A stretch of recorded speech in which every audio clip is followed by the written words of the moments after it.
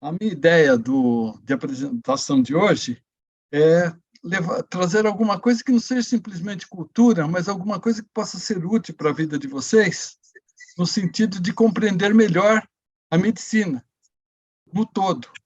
Como eu estudei muito também a acupuntura, estudei outras matérias, como a própria cromoterapia, então existe uma série de detalhes que eu vou apresentar contando fatos que ocorreram que caracteriza bem o que significa um conhecimento mais amplo da medicina para o uso próprio de cada um de nós. Então, Biraci, eu vou colocar a apresentação, e daí você já começa. Isso. Qualquer coisa que precisar apresentar ou fazer perguntas, a gente abre para a minha imagem depois. Ah, sim. As perguntas podem ser feitas, né?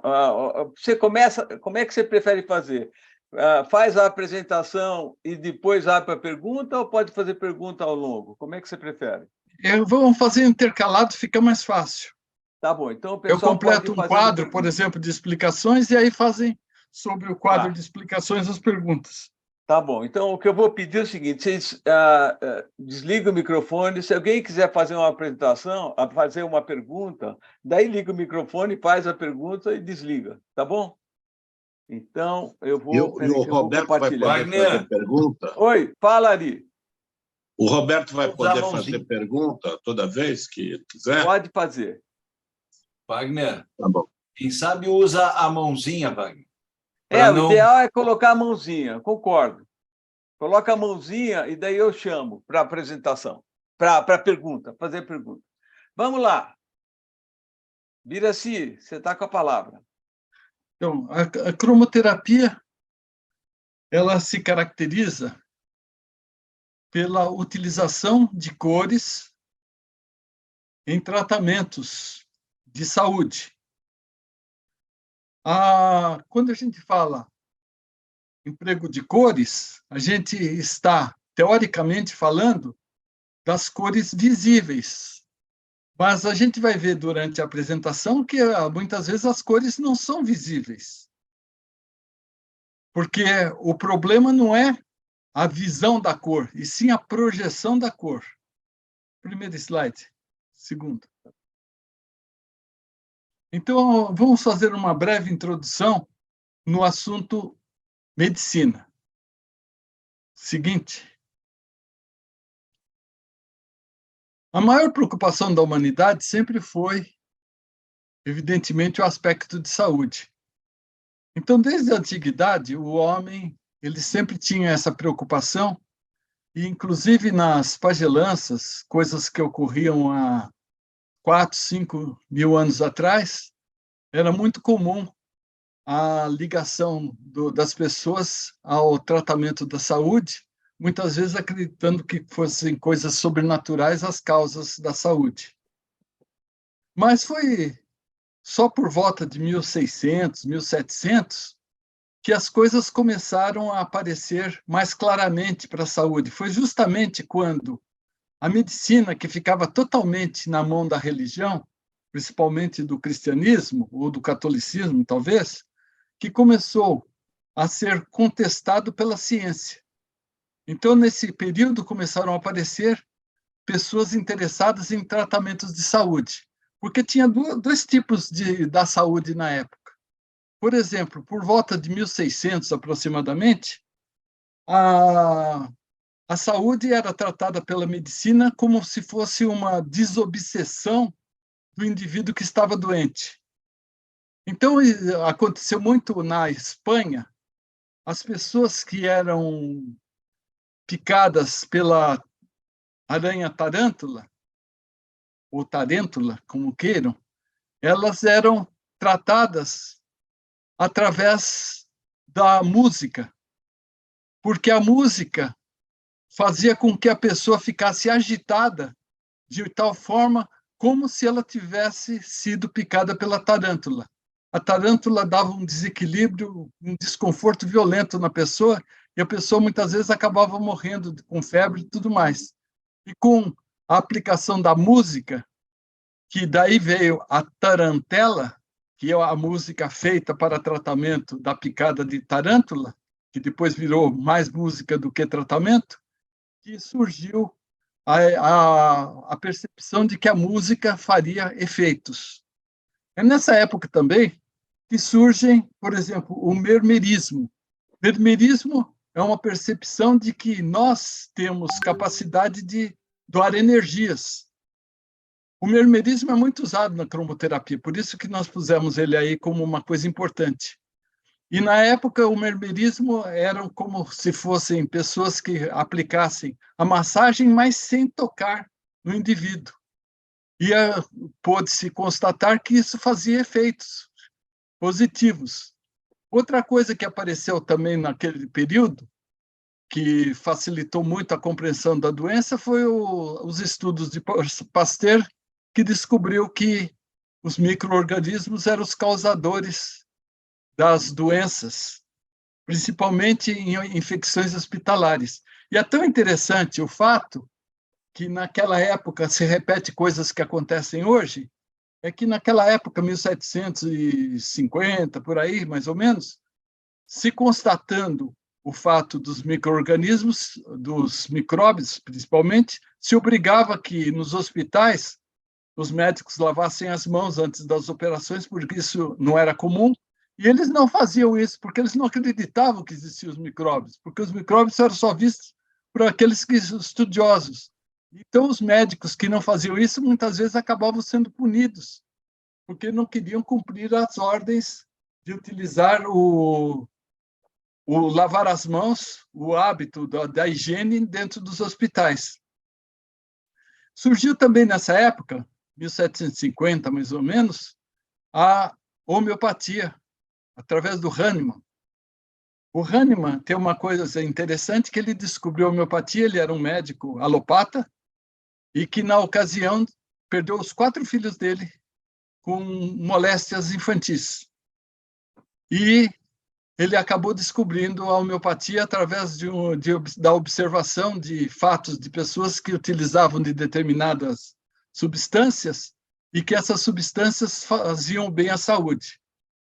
Nesse período mesmo surgiu também o médico Ehring, que descobriu as leis da cura. Eu gostaria depois de falar um pouquinho sobre as leis da cura, porque isso é muito importante para a nossa vida, a compreensão da nossa vida.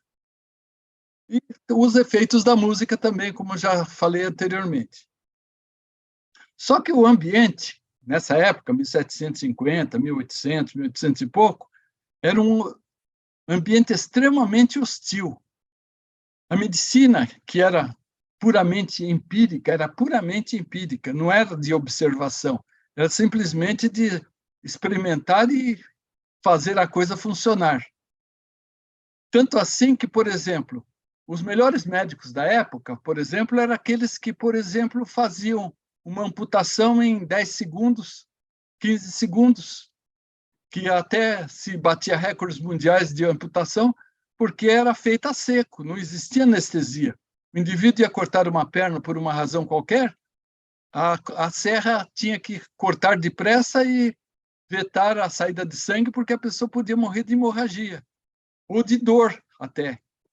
Então, nessa época, a anestesia era um problema. E, inclusive, a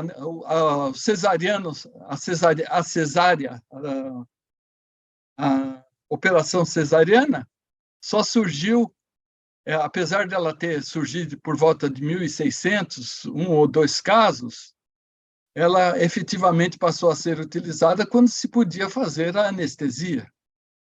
Tem um fato muito interessante que vale a pena contar sobre a anestesia, né? A gente está falando isso tudo ligado à medicina ocidental. Na medicina oriental, a acupuntura, por exemplo, existem técnicas de utilização de anestesia através da paralisação de determinados trechos, partes do corpo, através de agulhas que sensibilizam o local, evitando que as dores possam ser extremamente altas, como se fosse uma anestesia. Uma médica amiga minha, que foi que há muito tempo ela trabalhou com os índios, ela conta um fato muito interessante que ocorreu numa pequena cidade aqui do interior de São Paulo. Essa cidade, ela tinha sido formada através de uma aldeia de índios, tudo mais, e cresceu, ficou uma cidade de 4, 5 mil habitantes, e para lá foi uma médica que tinha alguma experiência, mas ainda era relativamente nova. Então, tudo que acontecia na cidade de necessidade, corriam para ela. E quando chegaram lá, um dia chegou uma índia velha com a filha. E a filha estava grávida e estava em início de trabalho de parto. Só que a médica examinou a menina e ela não tinha dilatação suficiente para ter o parto. Então, a médica olhou para a índia velha e falou: olha, infelizmente, a sua filha vai morrer. Ela não tem como fazer, porque a cidade mais próxima fica a 100 quilômetros daqui e precisaria ter um anestesista, precisaria ter uma pessoa especializada que pudesse fazer a operação. E aí a velha perguntou para ela: mas por que não pode fazer a operação? Tem alguma coisa? Como é que pode sair? Falou assim: se eu fizer um corte na barriga, se eu fizesse um corte na barriga, eu tiraria a criança pela barriga. Falou assim: mas dá para fazer um corte. Falou: mas a sua filha não vai aguentar a dor. O problema é a dor? Por isso não.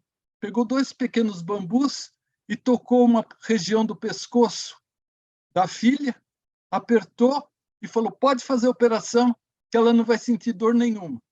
E assim foi salva a mãe e a filha. Então a gente percebe que o conhecimento da medicina também até os índios nossos conhecem. Evidentemente, não estamos nem citando a utilização de ervas ou outras formas de tratamento que existem. E também a crença popular na época, como acontece hoje, as notícias corriam, as notícias atrapalhavam, as notícias criticavam. Só para a gente ter uma ideia do que significava o médico naquela época, era simplesmente aquele que diminuía a dor do paciente. Não era aquele que curava, não era aquele que intervia para curar. Todo mundo deve lembrar do Bocage, o poeta português famoso, Manuel Maria Barbosa de Bocage. Viveu em torno de 1790, 1800. Então, ele era um dos tremendos críticos da época, e as críticas que ele fazia tudo através de versos. Ele era um tremendo de um sonetista. Então, tem um soneto dele que diz assim: aqui jaz um homem rico nesta rica sepultura. Escapava da moléstia se não morresse da cura. Consta que o médico fora o inventor da guilhotina. Deu bem rapidez à morte, mostrou saber medicina. Então, o que era o médico na época? Aquele que fazia a pessoa sofrer menos. E para sofrer menos, matando mais depressa e socorria. Alguém quer fazer alguma pergunta a respeito desse pequeno... Essa parte da apresentação ou comentário? Podemos seguir, então.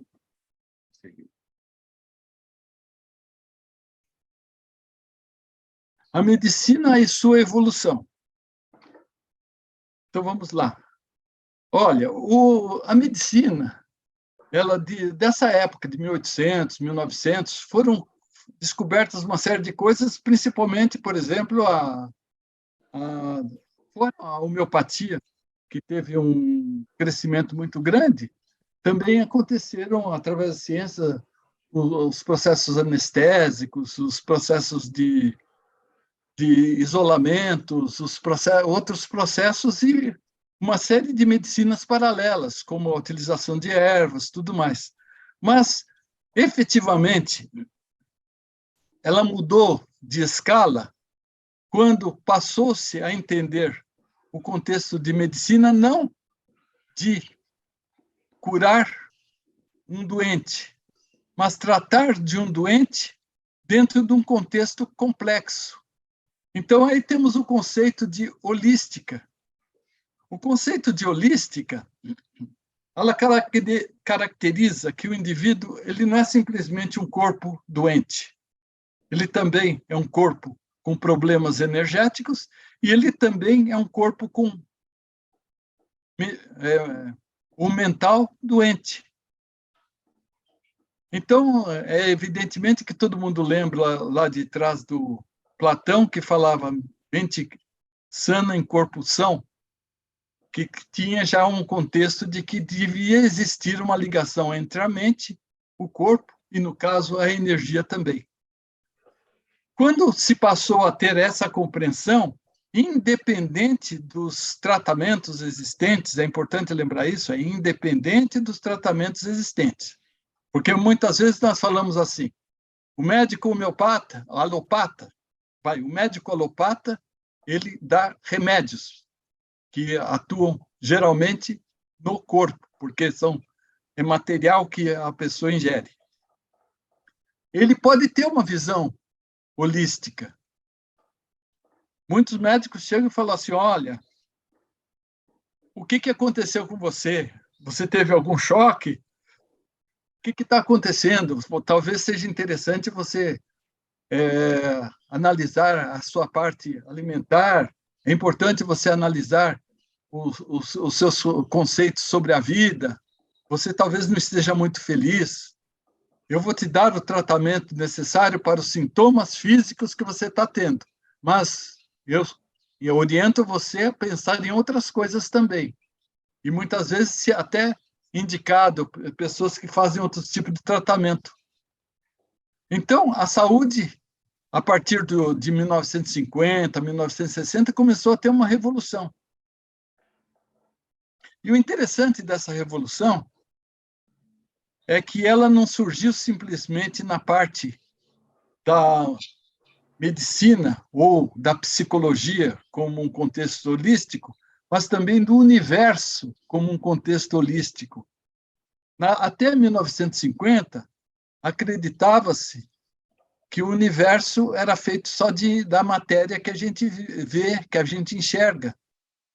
Mas foi a partir de estudos realizados pela astronomia que se descobriu que o universo não é só aquilo que a gente vê, que a massa invisível do universo é maior em peso do que a massa dos corpos celestes existentes. Ou seja, o que a gente acha de vazio não é vazio. A tal ponto de que o conceito de velocidade da luz mudou na sua definição. A velocidade da luz que a gente estudou na faculdade e tudo mais, falasse em 300 mil quilômetros por hora, aproximadamente, por segundo, aliás, quilômetros por segundo, no vácuo. Só que o vácuo não existe. Então, mudou o conceito. É a mesma coisa, tal, só que é no espaço. Essa é uma coisa que ninguém percebe, porque nós estamos tão acostumados a entender a coisa do jeito que é. Mas só esse fato nos traz uma série de outras com considerações. Por exemplo, o conceito de que energia também é matéria. E se consegue pesar a matéria da energia. Ou seja, a energia é uma matéria extremamente mais sutil. E o que a gente chama, em muitas religiões, de alma, também tem peso. A própria alma também tem peso. Só que é extremamente mais leve do que a da energia e do espírito.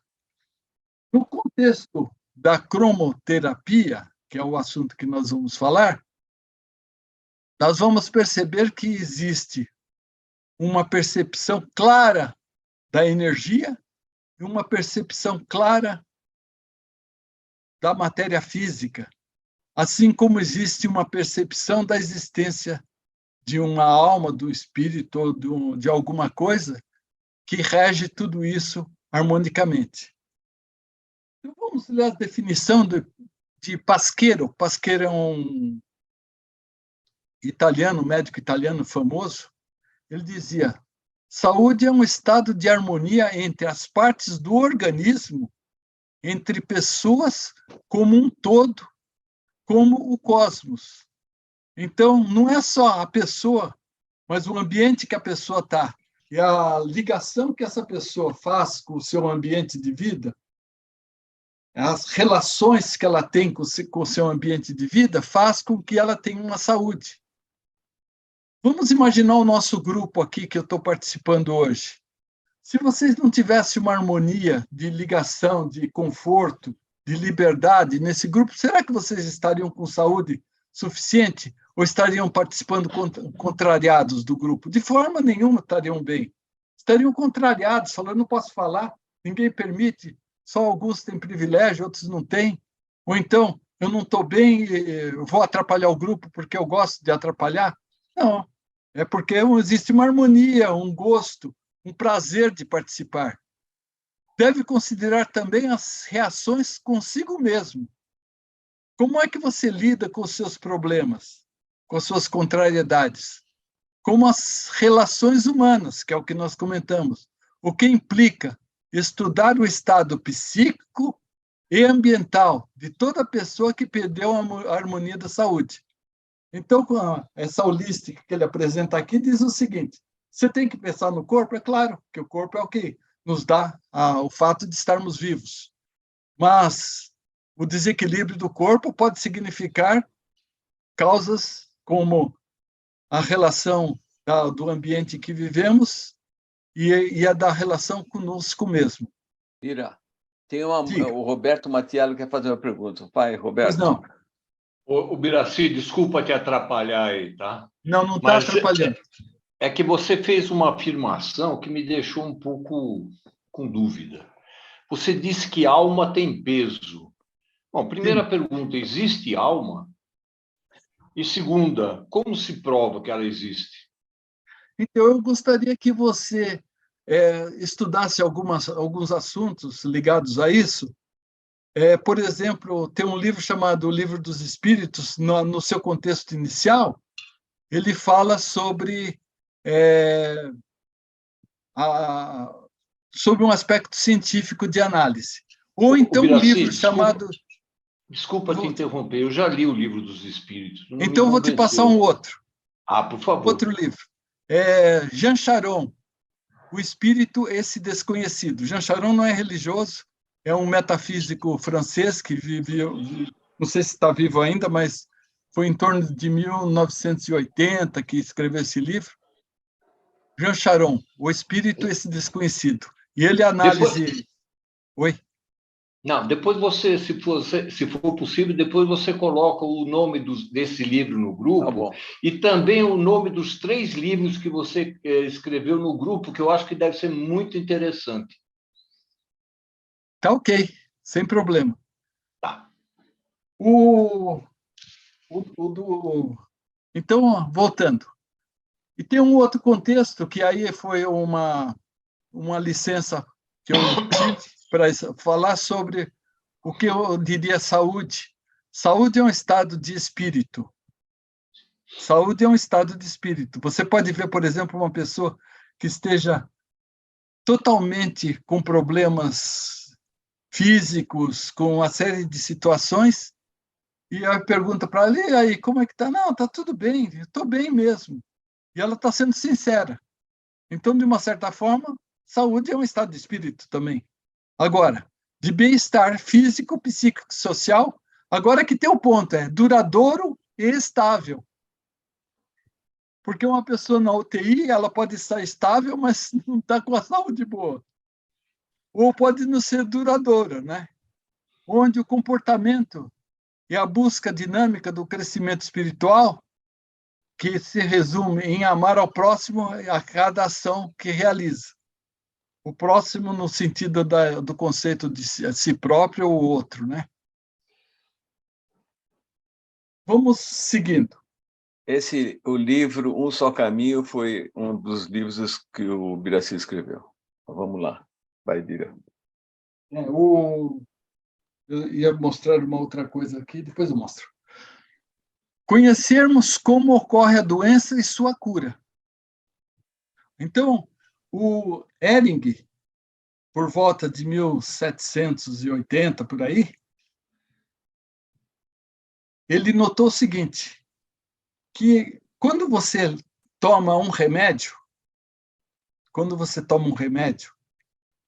esse remédio ele tem um ciclo de cura. E a ação dele no corpo obedece determinadas leis. Por exemplo, a lei principal é a cura ocorre de dentro para fora. Se vamos supor que você tenha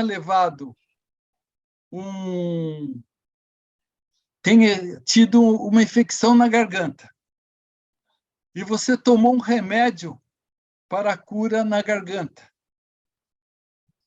E esse remédio começa a te causar problemas respiratórios, asma, bronquite, coisas desse tipo, significa que você não está sendo curado, você está morrendo. E isso vale para todos os sistemas de cura que possamos imaginar. Vocês já ouviram falar de que, por exemplo, pessoas que sofrem de erisipela, uma pessoa faz a benzeção da erisipela, a erisipela some de um dia para o outro. E a gente sabe que a erisipela tem um ciclo que dura 20, 30, 40 dias, às vezes demora até mais. É uma inflamação séria. Já ouviram falar isso, né? Pois tinha um amigo meu que eu estava tratando, ele estava com uma erisipela extremamente forte na perna, e no dia para o outro, a filha dele, inclusive, era médica. Um dia para o outro, ela me liga e falou assim, sarou a erisipela do meu pai. Falou, como sarou? Nós não demos nenhum remédio. Tivesse sarado depressa, coisa desse tipo. Sarou, sumiu totalmente. Falei, mas sumiu mesmo? E como é que está ele? Ele falou assim que ele está muito mal, está morrendo. Falei, mas sumiu a erisipela. Ele está muito mal, está morrendo. Por quê? Tinha ido para o pulmão a inflamação da erisipela. Aí, imediatamente nós entramos com um remédio homeopático que joga para fora o problema. Tomou o remédio, umas 3, 4 horas depois começou a surgir novamente a erisipela. E ele começou a se sentir melhor, e depois com o tratamento normal, depois de uns 10 dias, mais ou menos, ele foi curado. Então, por exemplo, uma coisa que eu tratava muito de crianças, o bebezinho chegava com problema de inflamação da garganta, outros chegavam com inflamação nos ouvidos, dores tremendas do ouvido. A primeira coisa que eu perguntava, falava assim, você está passando pomada pelas assaduras da criança? Eu falava, estou sim. Pare imediatamente de passar a pomada, porque é ela que está jogando para dentro. Use polvilho, use água, o pano umedecido para deixar o organismo exteriorizar a inflamação. Fazendo isso, nunca mais a criança tinha problemas de garganta, nem problemas de ouvido. E quando a gente tem, por exemplo, uma criança que apareça com bronquite, na hora que se dá um remédio para tratar da bronquite, tem que se analisar se a criança ficou muito agitada ou se volta a ter uma inflamação da garganta, porque tem que haver um retrocesso do processo, seja qual seja o tipo de tratamento, homeopático, alopático. Então, quando nós formos nos tratar de qualquer coisa, observe isso. Esse é um dos sintomas. O segundo é sempre de cima para baixo. Ou seja, se eu tomar uma pancada no joelho, aparecer um roxo, eu observo esse roxo. Eu passo pomada, faço qualquer coisa. Mas se ele estiver descendo, esse roxo, para a perna e descendo para os pés, significa que está sendo curado. Então, eu só ter paciência para que elimine. Se ele começar a subir, começar a dar dor na coxa, tudo mais, é que a inflamação está subindo. Isso é extremamente perigoso, porque pode atacar as veias, tudo mais. Então, é isso que a gente orienta nas leis de Ehring. Nós falamos 2 leis aí, e para a gente já vale como processo de autoanálise. No caso de um tratamento, por exemplo, a cromoterapia, não é simplesmente conhecer a função das cores, das luzes, do processo da aplicação, mas da intensidade, do como tratar, dos intervalos. A gente tem que conhecer como é que o organismo ele absorve cada tipo de tratamento. Mesmo na alopatia, nós podemos matar a pessoa se dermos uma dose extremamente alta de um determinado remédio que cure. E sempre na cromoterapia, eu coloquei aqui, é importante a revisão do procedimento antes do tratamento, porque a gente, em todo o processo de tratamento, o que costuma acontecer é o seguinte: os médicos eles se reúnem numa sala antes de entrar para fazer uma operação, por exemplo. E rapidamente eles discutem o procedimento. Nós vamos fazer isso, isso, isso. Está ok? Tá. Então é isso que vai ser feito. Na cromoterapia acontece isso, tanto no processo mecânico natural ou como no processo que existe na cromoterapia, que é o processo aplicado como mermerismo religioso. Alguma pergunta sobre isso?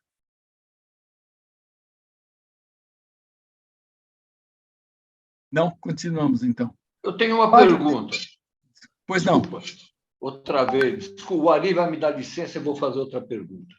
É o seguinte, quando você faz uma sessão de cromoterapia, ela deve ter, vamos dizer, um tempo de duração, não a sessão de cromoterapia, mas o efeito da sessão de cromoterapia deve ter uma duração. Depois de quanto tempo de uma sessão você pode repetir a sessão de cromoterapia? Eu vou citar isso nos últimos 2 slides, porque eu vou entrar em estudo de caso, mas antes eu vou te dar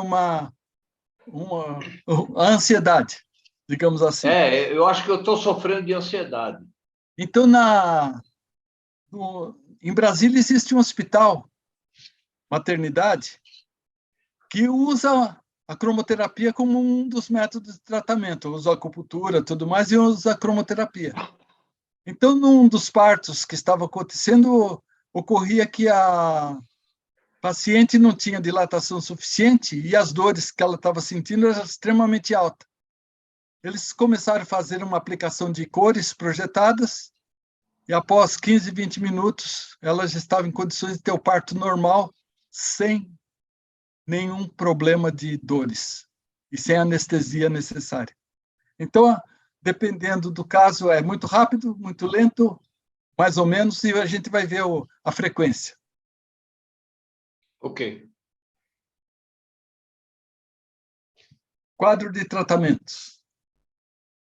Aqui no quadro de tratamentos, eu pus área de tratamento, porque existem uma coisa que é oficial, que é legal no país, é a formação médica. Então, nós conhecemos como formação médica, apesar de serem especializações feitas dentro da faculdade, por exemplo, a medicina tradicional, a medicina homeopática, que ela é complementada através do estudo dos medicamentos, a medicina naturalista, a medicina oriental.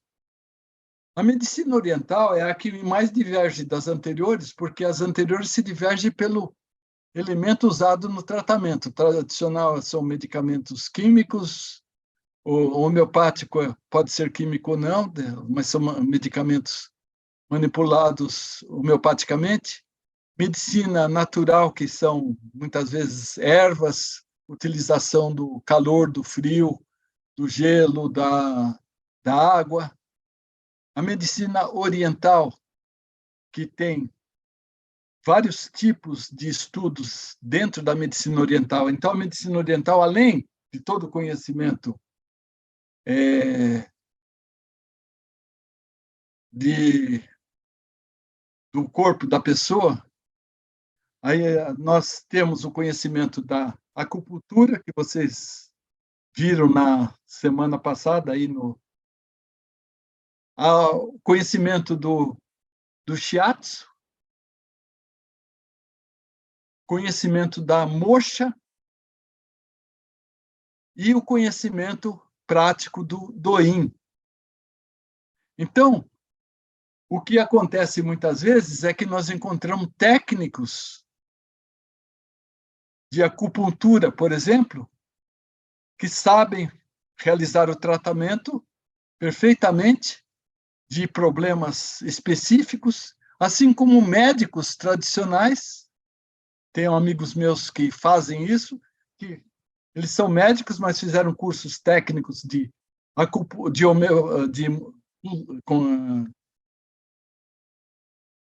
acupuntura, e eles resolvem problemas específicos.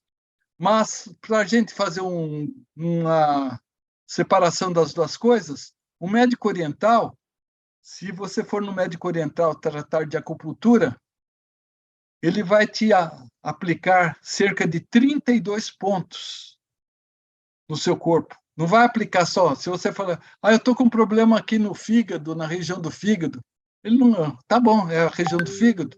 Pode não ser o fígado o problema. E ele faz também o que a gente chama de diagnóstico do pulso. Não sei se vocês já ouviram falar isso. A pessoa coloca os 3 dedos no pulso e aperta, comprime uma certa intensidade. Cada posição de um dedo desses corresponde a um órgão do corpo. E com mais pressão é um segundo órgão do corpo. Ele executa isso nos 2 pulsos e verifica como está o equilíbrio energético do corpo físico, dos órgãos do corpo físico. A energia do corpo permite com que ele saiba qual é o órgão que ele vai tratar. Esse amigo meu, que era médico oriental, ele dizia o seguinte: se você tiver com problema do pulmão e tiver com muita falta de ar, é extremamente complicado eu fortalecer seu pulmão. Porque se eu fortalecer seu pulmão, fatalmente você vai ter um ataque do coração, porque o coração não vai conseguir segurar de novo a força do pulmão. Pode ser que você esteja fraco do pulmão porque o seu coração já está fraco. Eu preciso primeiro tratar do coração, depois do pulmão.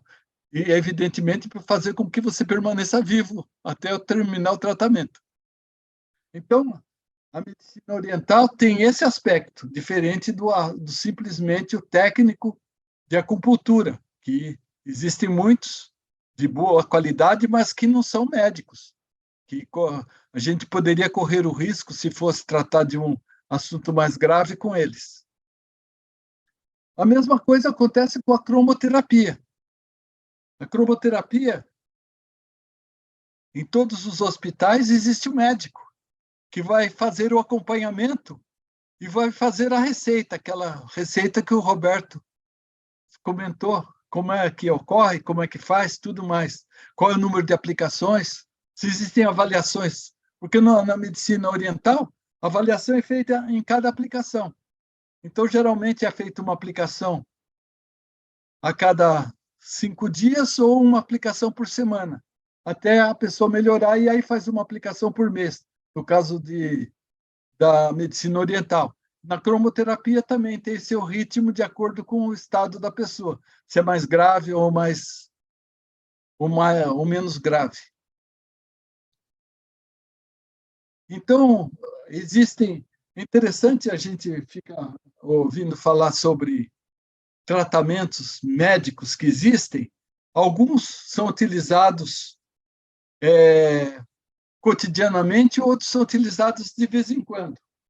Eu estava até vendo aqui nos livros que eu já li e tudo mais, a quantidade de livros a respeito do assunto. Podia passar para o próximo slide?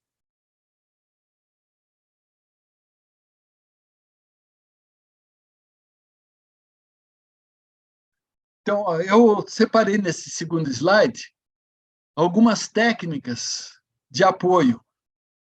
Então, Apicultura terapia. Vocês já ouviram falar? É a picada de abelha como um processo terapêutico. Estimulante, deve ser dolorido a beça. Mas também deve ser feito com acompanhamento médico. Eu tenho um amigo que ele fazia tratamento e estava se sentindo muito bem com o tratamento de apicultura, e aí um dia, sem falar para o médico, ele resolveu deixar uma abelhinha picar a esposa dele. Ela quase morreu, ficou 15 dias no hospital, porque ela era alérgica à picada de abelha. Então, como tudo tem que ter seu cuidado, a mesma coisa também nós falaremos sobre a história da cromoterapia. A terapia com pirâmides, é muito conhecida essa terapia. Então, o indivíduo entra dentro de uma pirâmide metálica que tem só as arestas e fica aguardando as energias lá. A fisioterapia, que também são processos muito utilizados em pessoas que muitas vezes têm problemas de desenvolvimento, sofreram derrames ou então acidentes. A brinquedoterapia para crianças em desenvolvimento, a ludoterapia para crianças em desenvolvimento, a ecoterapia, que muitas vezes tem aparecido na televisão, que é o ritmo do cavalo. Então, o terapeuta, na verdade, deve ser um médico, porque ele tem que acompanhar para ver se aquilo está fazendo bem ou mal para a criança. Se fizer bem, então deve ser continuado. Se não fizer bem, deve ser suspendido. E técnicas de apoio. Iridologia. Já ouviram falar? Também não. Iridologia é o que se descobriu há cerca de uns 30 anos atrás, 40 anos atrás, que na nossa íris, de acordo com moléstias que tenhamos, elas vão causando marcas na nossa íris. Então, existem médicos, detalhistas, muitos deles são homeopatas, que antes de fazer a primeira consulta, ele pede para o indivíduo trazer para ele um mapa iridológico, para ele verificar qual é a doença que está tendo mais grave e qual é o tratamento que ele faria. E existe a radiestesia. A radiestesia é muito utilizada também para a verificação de energia do corpo das pessoas. E existe o astrodiagnóstico, que eu acho que deve ser algum processo mais estatístico, apesar de eu ter encontrado 2 livros a respeito, se vocês puderem ver os livros.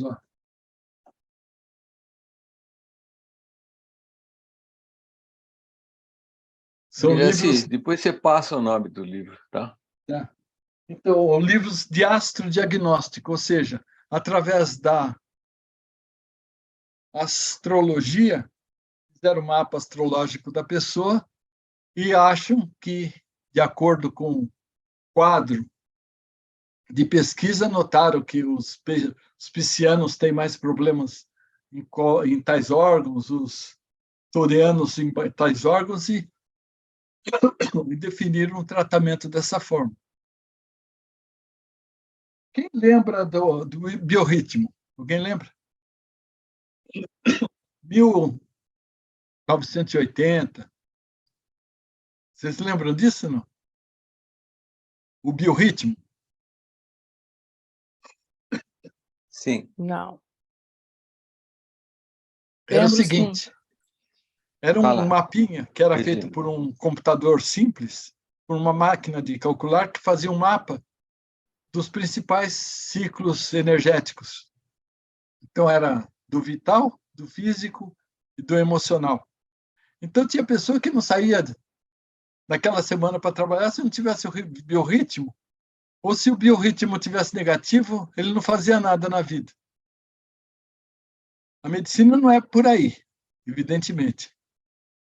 Assim como a astrologia pode ajudar muito pessoas ansiosas e tudo mais, mas nós não estamos falando desse tipo de coisa. Na cromoterapia, nós estamos falando de coisas científicas mesmo, que ocorrem na realidade e são medidas e são observadas e miscíveis, né? Alguma pergunta a respeito? Ira, Oi. são 5 para as 9, já passou 50 minutos. Vamos lá. A cromoterapia. Segue. A cromoterapia ela passou a se desenvolver a partir de 1950 através de um livro psicografado do Ramatiz. Esse livro falava que em épocas bem de milênios atrás, no planeta Marte, as cores eram utilizadas para tratamentos. A partir desse livro, muitas casas espíritas resolveram projetar cores nas pessoas de acordo com os problemas que elas tinham. E as pessoas começaram a melhorar. Então, se a pessoa, por exemplo, sofria de úlceras estomacais, fazia projeções das cores que o Ramatiz falava lá, e as curas ocorriam. Então, com isso, a cromoterapia passou a ser utilizada não simplesmente nas casas espíritas, mas de pessoas que começaram a pegar as cores e fazer uma tabela de cores e tratamentos, e notaram que, fora de casa espírita, de qualquer coisa, as cores funcionavam, mesmo com projeção de lâmpadas. No ano de 1963, a Organização Mundial de Saúde considerou que a cromoterapia é uma técnica médica, ou seja, é uma comprovação da ciência, né? Depois disso, surgiram vários hospitais que utilizam da cromoterapia. O Instituto Santa Maria, acho que é Santa Maria, que existe em Brasília, que utiliza para tratamento a cromoterapia, assim como usa também outras medicinas, como a acupuntura, tudo mais, no tratamento de pessoas. As pessoas se internam para um determinado tratamento e ficam lá um determinado período e saem de lá curadas. A utilização da cromoterapia em Hospital de Brasília também é uma coisa que é comprovação. E outra coisa são as publicações técnicas e a formação de cromoterapeutas através de cursos de preparação e que geralmente ocorrem ou nessas instituições de tratamentos médicos ou em determinadas casas espíritas. Existe uma casa espírita em Campinas que ela trabalha somente como cromoterapia. Ela chama Centro Espírita Ramatiz. E os resultados encontrados são extraordinários. Vamos lá, seguindo. Campo de atuação. A cromoterapia ela é aplicada em dois campos de atuação do organismo.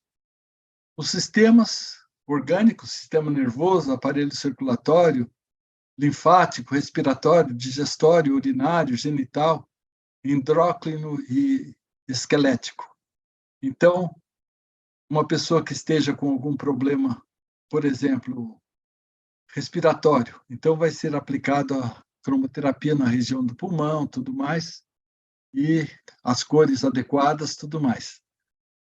Ou, quando é um problema que se percebe através do pêndulo, por exemplo, que existe um desequilíbrio nos chakras. Chakras são pontos de força que estão ligados a órgãos. Então, por exemplo, eu ponho o pêndulo na região do fígado e eu noto que o fígado não está agindo no pêndulo. O pêndulo não está se mexendo. Então, eu tenho um problema no hepático. Eu o ponho perto da região do coração e o pêndulo está muito fraco, o coração está fraco. Então, eu vou ter que energizar cardíaco. Então, o tratamento sempre ocorre quando eu for fazer a aplicação de cromoterapia nos dois campos. Eu faço parte no corpo de energias e parte no corpo denso. Seguindo.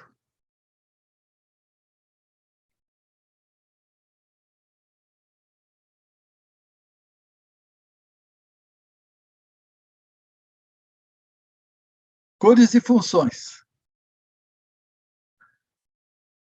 De acordo com as observações realizadas, de acordo com as experiências analisadas, constatou-se que o azul serve para energia equilibradora, regeneradora, sedativa, absorvente e lubrificante. O verde, para limpeza, vasodilatador.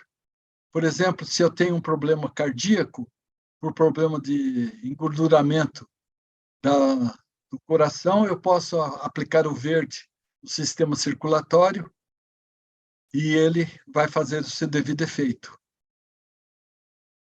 O amarelo reativo tonificante, desintegrador, por exemplo, no sistema circulatório, se tiver gordura no sangue, eu poderia aplicar para dissolver essas gorduras o amarelo.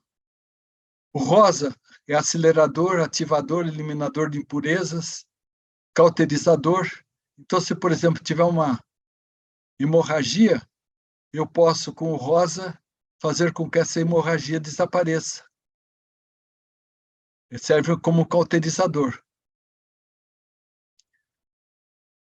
E o lilás também é um cauterizador mais forte do que o rosa, que é uma intensidade mais forte.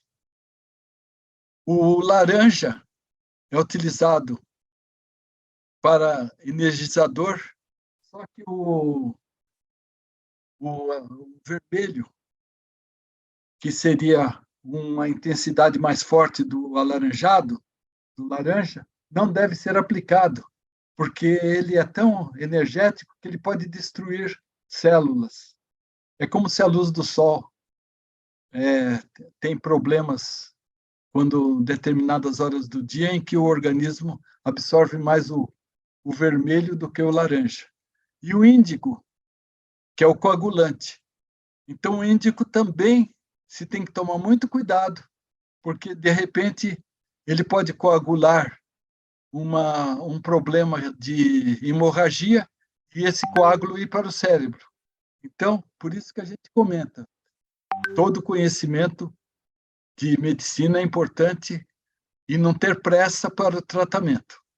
Seguinte. Análise de caso. Eu separei 2 casos.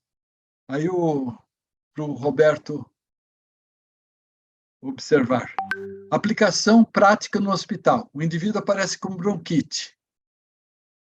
Primeira coisa que se faz é uma verificação nas energias da pessoa, fazendo uma mentalização de energias e imposição de mãos, que facilite o mermerismo.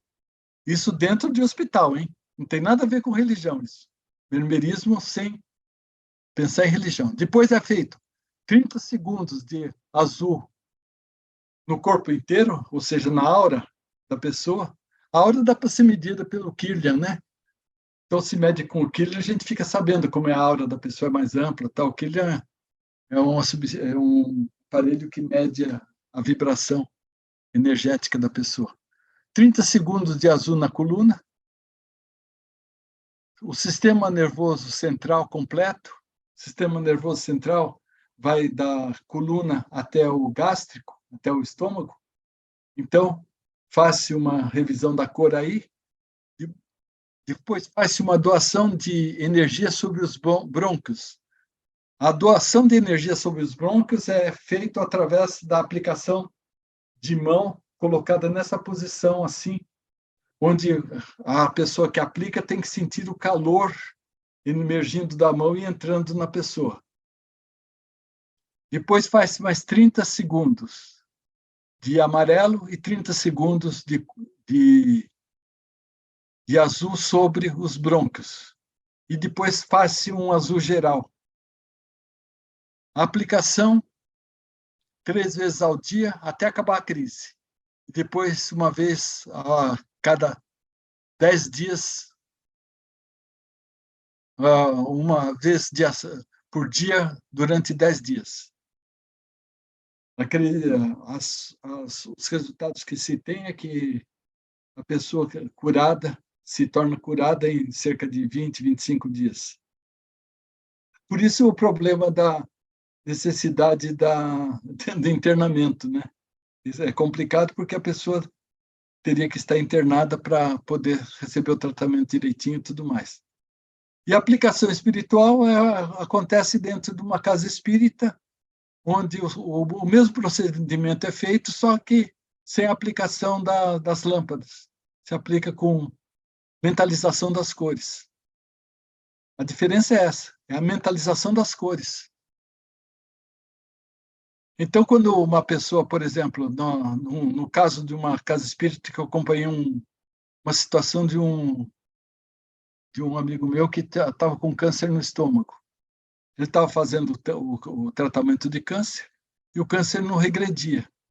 Aí ele começou a fazer tratamento na casa espírita e foi dado para ele 4 semanas de cromoterapia e depois essas 4 semanas foi repetida mais 4 semanas e em 8 semanas ele estava curado do câncer.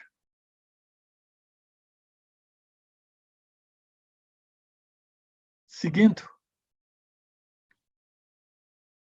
Ó, aqui tem a lista de todos os casos comprovados de tratamento de cromoterapia realizados no Instituto lá de Brasília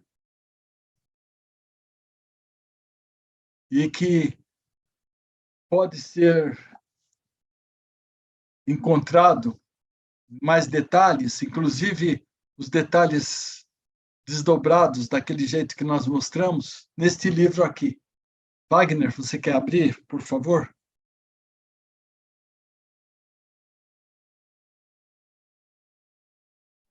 Biraci, eu não entendi. Eu abri a minha imagem que eu vou mostrar os livros. Ah, tá bom, ok.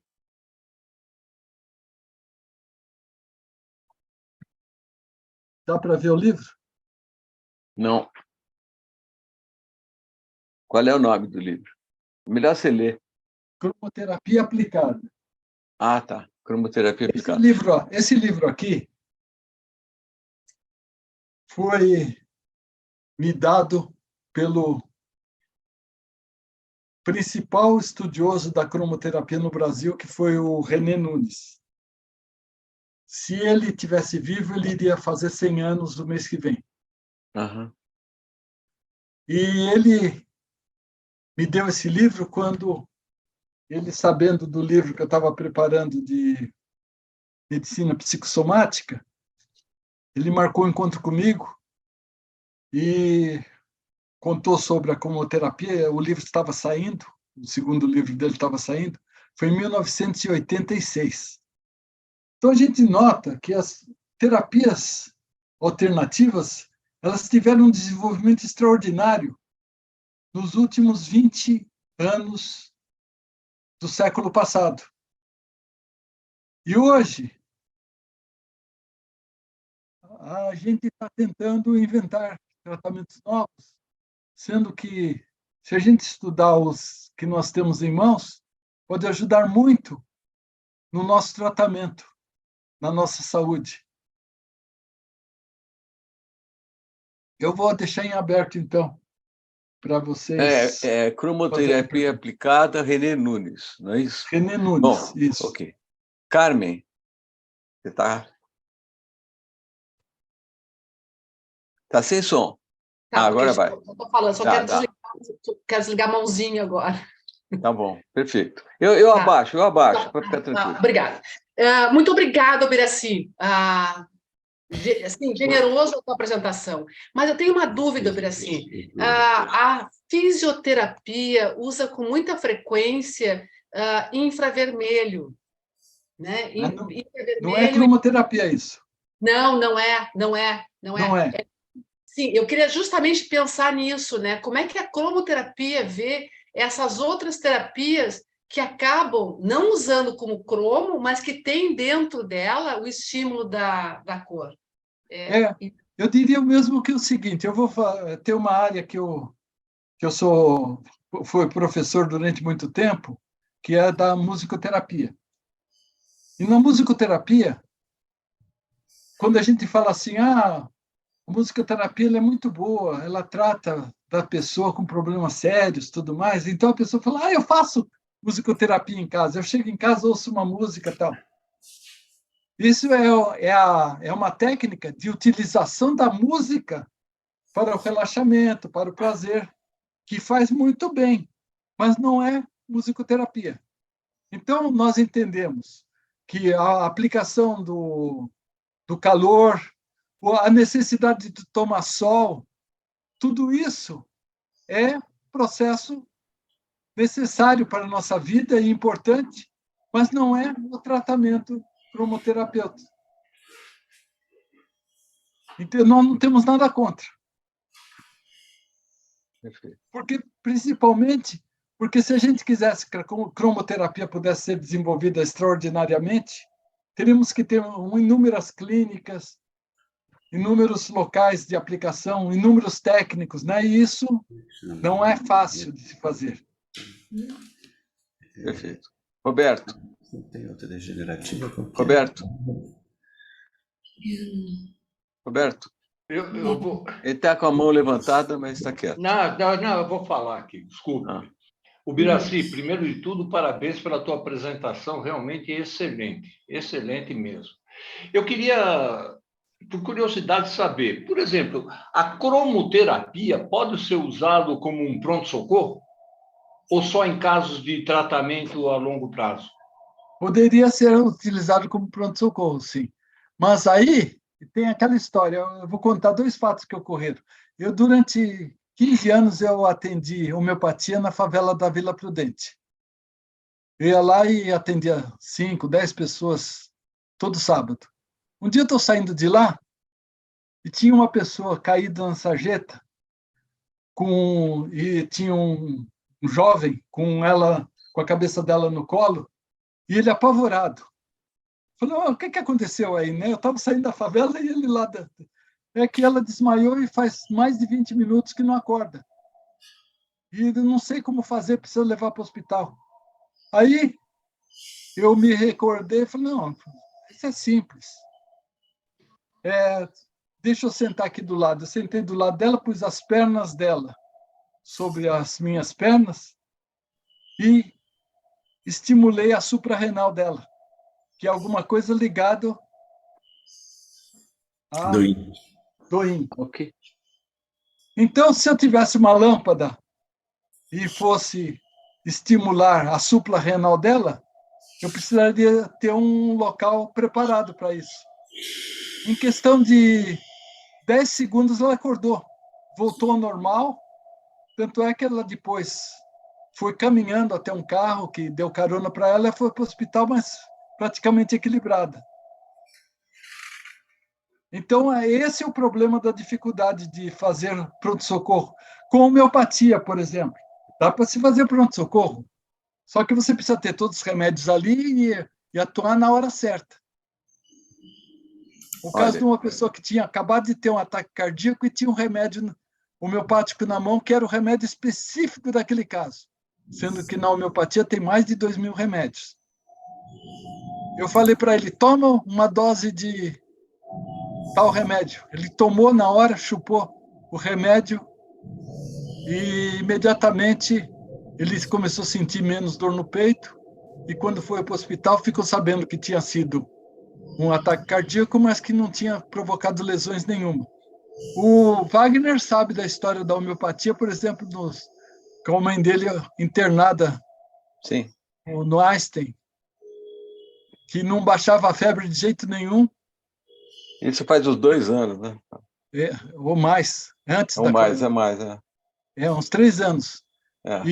E que achava que não dava para sair do hospital de jeito nenhum. Nós demos um remédio homeopático e em questão de 20 minutos, meia hora, já tinha baixado a febre e no dia seguinte ela saiu do hospital.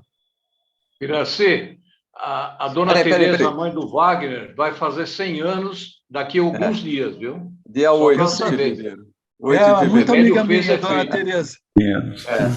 Bom, e o Arthur tem tratado dela. Bom, vamos lá. Hélio. Olá, Biraci. Prazer em revê-lo depois de alguns anos, né? Que trabalhamos juntos lá na Logite.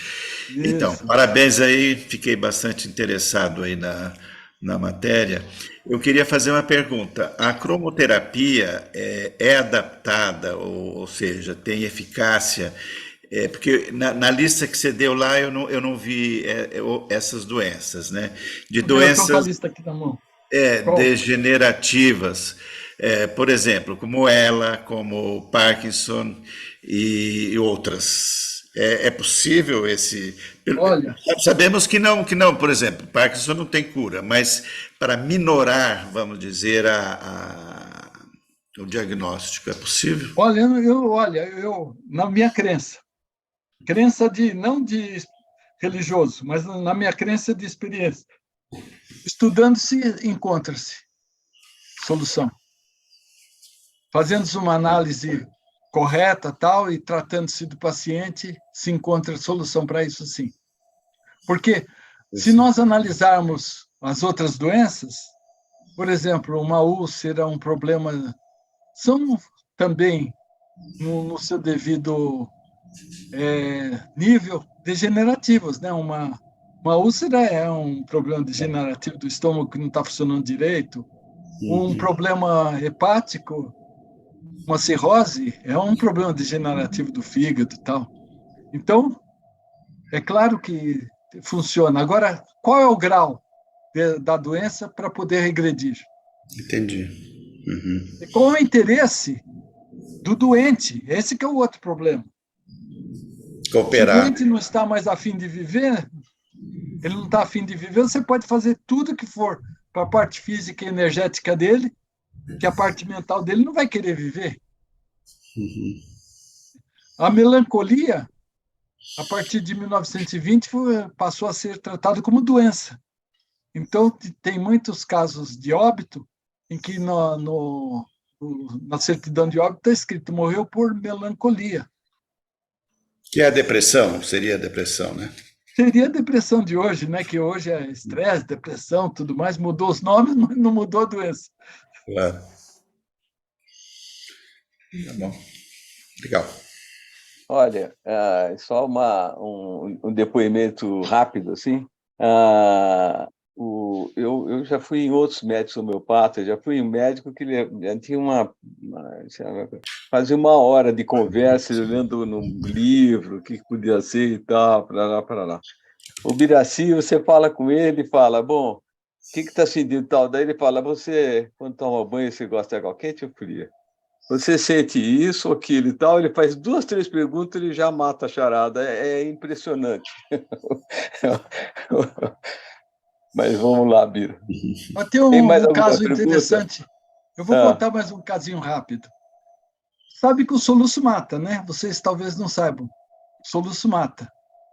Porque ele, com a repetitividade, depois de uns 5, 10 dias, mais ou menos, ele causa inflamação na pleura, e a pleura não consegue se recuperar com facilidade. Então, tinha um caso de um amigo meu que estava no hospital 9 de julho, e toda vez que ia fazer o exame de alta, ele estava com soluço. Parecia que era coisa mental.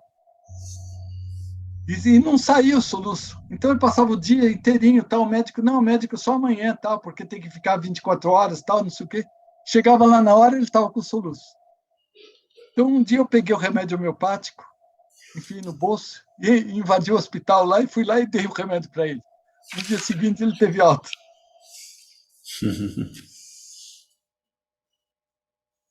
Bom, pessoal. Quer dizer que a homeopatia é para agudo também, no caso. Mais alguma pergunta? Agora, opa, esqueci da mãozinha. Sim, fala. Vai, Dália. Posso falar? Ok. Sim, sim. Você diria que cada órgão tem uma cor?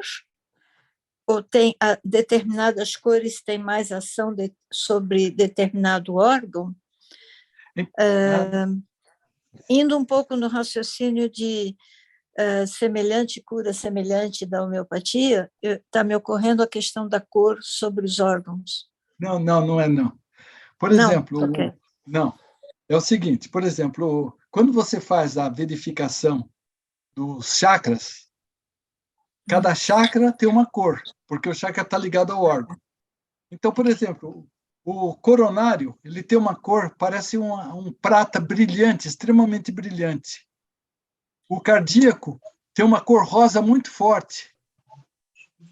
O esplênico, que é o órgão baço, ele tem uma cor alaranjada. Então, se ele não estiver com a cor dele, com a cor que ele emana, ele não está bem. Mas o tratamento tem que ser de acordo com a necessidade dele. Então, se ele não está com o amarelo forte dele, não é amarelo que vai resolver o problema dele.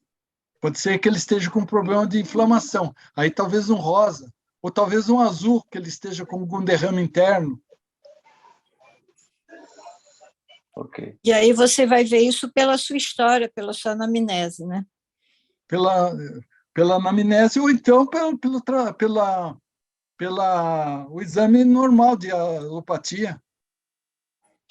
Pelo sangue, pelas chapas, tal. Normal. Ok. Ok. Obrigada.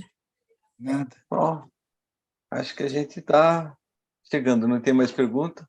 Piraci, queria te agradecer muito, foi muito legal. E se deu essa geral, né? Porque não foi só falar sobre homeopatia, mas sim deu uma visão mais abrangente, daí aonde que pode entrar e tal, os prós e contras e tal, foi muito interessante. Então, muito obrigado. E, olha, na semana que vem, nós vamos ter a apresentação do Arthur. Olha, por incrível que pareça, na semana que vem eu vou estar no Paquistão. Opa! Não, eu tenho um trabalho lá na cidade de Karachi e eu acabei precisando ir. Eu não queria ir, mas precisei ir. Então, eu vou... Lá tem 8 horas de diferença. Eu gostaria de saber se ele podia passar para as 9. Eu vou até falar com o Arthur, porque daí 9 vai ser 5 da manhã lá, vai ser mais palatável, se for possível. Eu vou ver com o Arthur e tal, tá? Mas, eventualmente, passamos para as 9 da noite, desculpa, 9 da noite. Tá ótimo. E daí é 5 da manhã lá, tá bom? Okay. Bom, você tem mais uma pergunta? Faz rapidamente, antes de encerrar. Vamos lá. Sou eu agora? Está dando para te ouvir, não dá para ouvir. Tá, eu tenho um irmão que está fazendo hemodiálise e vai precisar de transplante. Esse tipo de tratamento resolve? Ajuda? Ajuda muito. Olha, num caso desse tipo, eu acredito que haja problemas energéticos, mentais, espirituais e tudo mais. Eu sugeriria que entrasse em contato com a Casa Espírita Ramatiz de Campinas, que faz tratamento cromoterapêutico lá. É a especialidade deles. Eles são famosos. Que bom. E encontra facilmente na internet, tá? Tá ótimo. Ok. Tá? Chama Ramatiz, Centro Espírita Ramatiz, qualquer coisa assim. E é perto, não é longe? Então eles podem dar dicas, tá? Tá ótimo, muito obrigada. Ok. Não é de quê? Pessoal, então é isso. Bira, muito obrigado. Biraci, ele é especialista em projeto rodoviário, então trabalhou muito tempo na Dersa, esse é o trabalho remunerado dele. A Ellen, que está aqui, trabalha com ele. Bom, pessoal, muito legal. Parabéns, Biraci, gostei muito. Parabéns, Biraci. Eu que agradeço a oportunidade. Né, com ele. Gostei muito de vocês. Eu conheço muitas dessas terapias que você falou, já fui iridologista, todas essas, já andei por tudo. Muito bom. Legal. E dá tudo certo. Biraci, um abraço. Valeu, abração. Um abraço, parabéns. Tchau, gente. Até semana que vem. Abração, felicidades, parabéns. Obrigado.